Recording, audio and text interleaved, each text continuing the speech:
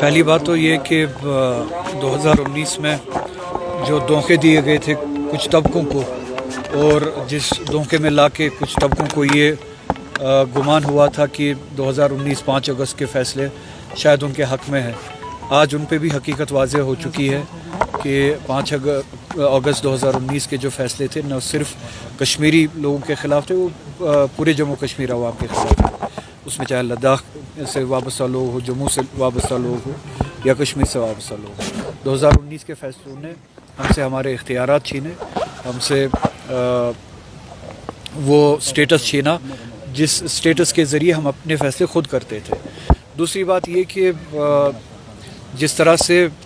لداخ کے لوگوں نے، جب ہم لداخ کی بات کرتے اس میں کرگل بھی ہے، لیہ بھی ہے، لوگوں نے یہ ڈیمانڈ کی تھی کہ یا تو ہمیں جموں کشمیر کے ریاست کے ساتھ واپس منسلک کیا جائے، یا تو سکس شیڈول جو ہے اس میں ہمیں شامل کیا جائے اور ہمیں بھی اسٹیٹ ہوڈ دیا جائے سکس شیڈول کے ساتھ ساتھ۔ تو جب تک یہ 5 سالوں تک پرامن طریقے سے بات کر رہے تھے، اپنی ڈیمانڈ کو رکھ رہے تھے، چاہے وہ دلی میں ہو، چاہے وہ لیہ میں ہو، چاہے وہ کرگل میں ہو، تب تک مغرور ہو کے یا بے پرواہ ہو کے ان کی طرف جو دھیان نہیں دیا گیا، جو توجہ نہیں دی گئی، جو احترام نہیں دیا گیا ایک ڈیموکریٹک اسٹرگل کو یا پرامن کوشش کو، تو سب سے بڑے مجرم تو اقتدار میں بیٹھے دلی میں وہ لوگ ہیں جو فیصلہ لیتے ہیں، جو پرامن لوگوں کی پرامن باتوں کو سنتے نہیں ہیں۔ 5 سال سے یہ لوگ، 6 سال سے یہ لوگ ان 2-4 باتوں پہ ڈیمانڈ کر رہے ہیں، یا تو ہمیں جموں کشمیر کے ساتھ واپس شامل کیا جائے اور ہمارا سٹیٹس بحال کیا جائے، یا ہمارا اسٹیٹ ہوڈ بحال کیا جائے لداخ کا 6 شیڈول کے ساتھ۔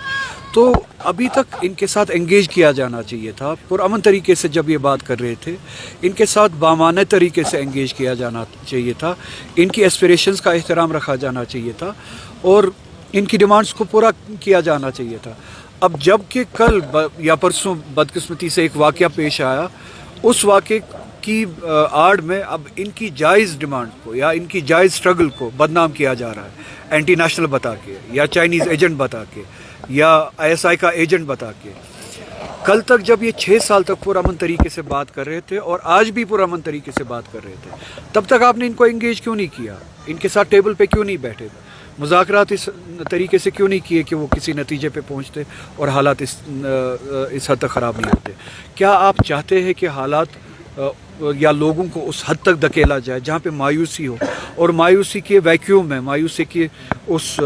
سچویشن میں اس طرح کے واقعات ہو، اور آپ اس طرح کے واقعات کا ناجائز فائدہ اٹھا کے پھر لوگ جن کی ایسپریشنز ہوتی ہے ان کو اینٹی نیشنل قرار دے، ان کو ملک دشمن قرار دے اور ان کی جائز ڈیمانڈ پہ جو ہے آپ پیر رکھے یا رون دے؟ تو میری آپ کے ذریعے سے گزارش ہوگی لداخ کے عوام کے ساتھ کہ وہ پرامن طریقے سے اپنی اسٹرگل کرتے رہے، ہم سب ان کے ساتھ ہیں۔ اگر وہ چاہتے ہیں کہ ان کی ڈیمانڈ یہ ہو کہ وہ جموں کشمیر کے ساتھ منسلک ہو، ہم ان کے ساتھ ہیں۔ اگر وہ 6 شیڈول کے ساتھ ساتھ اپنے سٹیٹس کی واپس بحالی کے لیے کوشش کرنا چاہتے ہیں، ہم ان کے ساتھ ہیں۔ 6 شیڈول کے ساتھ ساتھ اپنے اسٹیٹ ہوڈ کے ساتھ کے بارے میں بات کرنا چاہتے ہیں، ہم ان کے ساتھ ہیں۔ پرامن طریقے سے وہ اپنی لڑائی لڑے، جموں کشمیر کے عوام ان کے ساتھ ہے۔ سر، یہ سکینہ اتو صاحبہ نے پچھلی بار بولا تھا کہ رولا صاحب عمر گورنمنٹ کو نشانہ بناتے ہیں، جبکہ وہ خود اسمبلی میں ہے، تو یہ پارلیمنٹ میں ہے، وہاں پر تو کوئی بات نہیں کرتا۔ وہ سب کے سامنے اس پارلیمنٹ میں کیا باتیں ہوتی ہے، کیا باتیں نہیں ہوتی، وہ سب کے سامنے، ان باتوں کا جواب مجھے دینے کی ضرورت نہیں ہے۔ رولا صاحب، جو لداخ میں حالت بنی، لداخ میں اسٹیٹ ہوڈ کو لے کر مانگ کی جا رہی تھی، ادھر جموں کشمیر میں بھی اسٹیٹ ہوڈ کو لے کر لگاتار آپ مانگ کر رہے ہو، کیا لداخ میں جو کچھ ہوا اس کے اثرات جموں کشمیر میں پڑ سکتے ہیں، اور کیا جموں کشمیر میں اب اسٹیٹ ہوڈ کی مانگ کو چھوڑا جا سکتا ہے؟ نہ صرف اسٹیٹ ہوڈ بلکہ ہمارا اسٹیٹس جو تھا 370 کے ذریعے جو ہماری پروٹیکشنز تھی آئین میں، وہ کل اس کی ڈیمانڈ کل بھی زندہ تھی، آج بھی زندہ ہے۔ کبھی آپ لوگوں میں وہ مایوسی دیکھتے، وہ اس وجہ سے ہے کہ جو پاور میں لوگ ہیں، دلی میں لوگ ہیں، وہ لوگوں کی ایسپریشنز کو اہمیت نہیں دیتے، اس کو امپورٹنس نہیں دیتے، ویلیو نہیں دیتے۔ اس کا مطلب یہ نہیں ہے کہ لوگوں نے اپنی جائز ایسپریشنز چھوڑ دی ہے۔ تو لداخ میں جو